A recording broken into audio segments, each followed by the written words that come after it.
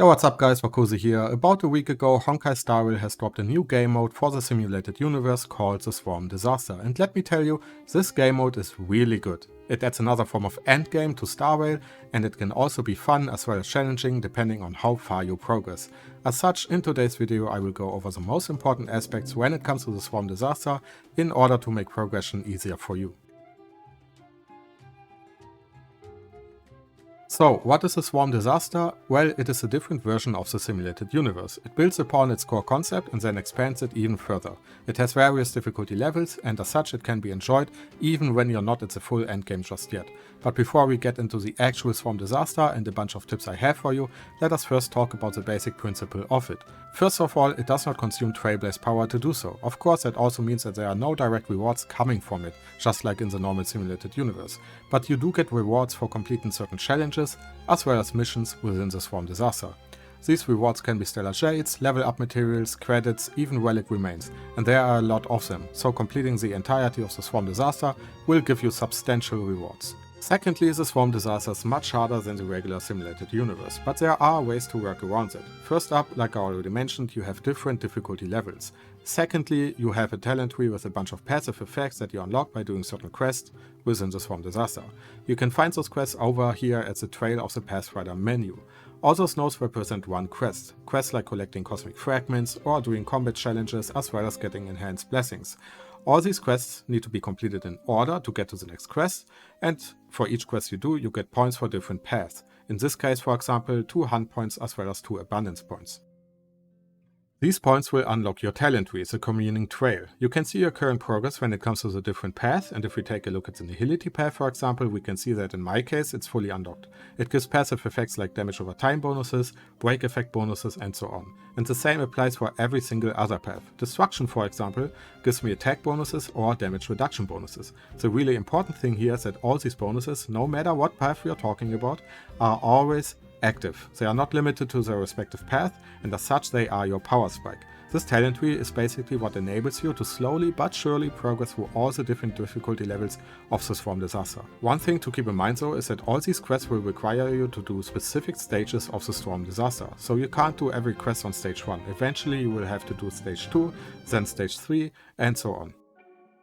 All the other menus you can see on the screen right now are more or less lore sections. You unlock them by doing certain quests as well as simulated universe ones themselves. They explain you the lore behind the event as well as some of the eons and are fairly interesting. We even get to see some eons we haven't seen so far in the game, so it is quite a lore heavy event. With that out of the way, let us now talk about the next aspect when it comes to the Swarm Disaster.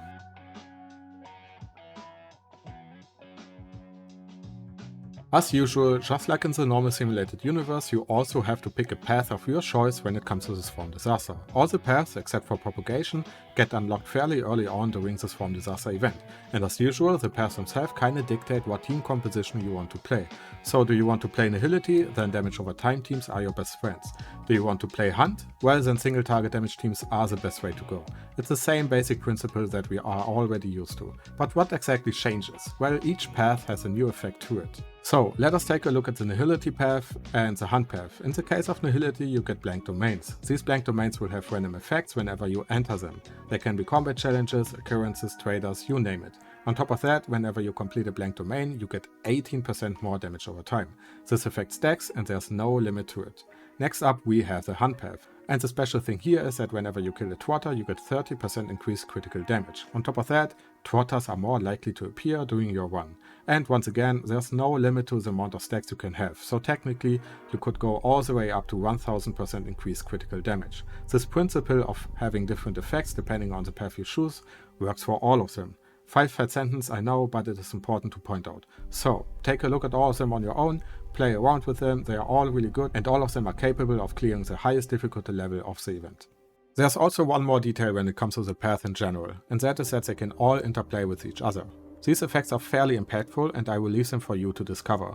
They are all fun and engaging and they can all add a certain level of flavor to the game itself. Of course, we can't talk about the path without talking about the new path itself, propagation.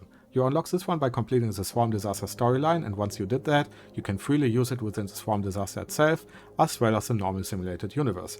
Propagation is all about increasing the damage of your normal attacks, about implanting enemies with spores, which will do AoE damage, as well as a metamorphosis effect, which will increase the damage of a single target character of your choice.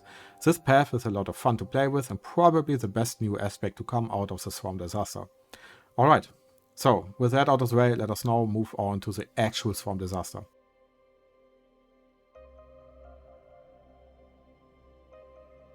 So, these tips are going to be a little bit more detailed and are not going to explain the event in itself. As such, at this point, I expect you to have some knowledge when it comes to the Swarm Disaster. First of all, choose your characters according to the path you take. Or, to be more precise, choose your path according to the characters you play, but don't limit yourself too much. A Kafka team, for example, can choose the path of Nihility, sure, but she can also be played with Propagation or Remembrance, so don't limit yourself, just test it out and see what you like the most. Secondly, when doing your runs, pay attention to your dice effects. You get those whenever you complete a domain, and they can really impact your run. They are really helpful, some more than the others, and you should try to play around with them. Not to mention that you get a sheet function later on, which will allow you to pick a dice effect of your own choice, which is fairly broken. Next up, we have the new enemies, and those enemies can be tiresome because they keep reproducing endlessly. One trick that I found out is that the enemy lineup is limited to 5 enemies at a time. So what I tend to do is to slowly DPS them evenly until there are 5 enemies on the field, and then I will kill one of them. The guy explodes, causing the next one to explode, and so on. So basically a chain reaction. Another aspect that you should pay attention to is your disruption level. You can see your current level at the top left whenever you pick your next floor. It will go down with each floor until it reaches level 0, and when it does that, you will cause a disruption event. This event will constantly be active, and each level will increase the damage your opponents do, the HP they have, and so on. This is basically MiHoYo's way of trying to stop you from spamming every single possible floor before going to the final boss. A problem that I noticed with it in the very beginning is that I paid too much attention to it. You do not need to do the final boss before causing a disruption event. There's basically a sweet spot to it. Personally, I found the sweet spot to be between disruption level 3 and 5. So what I tend to do is to complete as many floors during stage 1 before I go to stage 2. Once there, I will directly go to the next boss in order to get to the next stage, and once I'm on the last stage, I will basically directly go to the final boss. On top of that, when progressing through the Swarm Disaster, you will notice fairly early on that the damage you do might not necessarily be a problem. You get enough blessings to do stupid amounts of damage. But what often happens is that your survivability lags behind and the opponents simply one-shot your characters. If you're having this problem, because believe me, I did, then don't shy away from picking a few defensive blessings. And yeah, this is basically it when it comes to the Swarm Disaster. Obviously, due to its nature of being the same as a simulated universe, you will have runs where you're going to die due to bad RNG or just having bad blessings, which is also a form of bad RNG, I guess. This can be very annoying, believe me. I had a few ones where I was fuming. But overall, I would say that the Swarm Disaster is probably the best game mode that they have added to Honkai Star Rail since its launch. And it really, like honestly, makes me look forward to what else MiHoYo might release in the future. This was absolutely perfect. 10 out of 10 with a cherry on top. Everything else I will leave for you to discover. If you liked the video, then leave a like and a sub. I do plan on making more content for Honkai Star Rail as well as Genshin Impact. Other than that, as usual, have a great day, great night, wherever you live, and I will see you guys in the next video. Bye bye.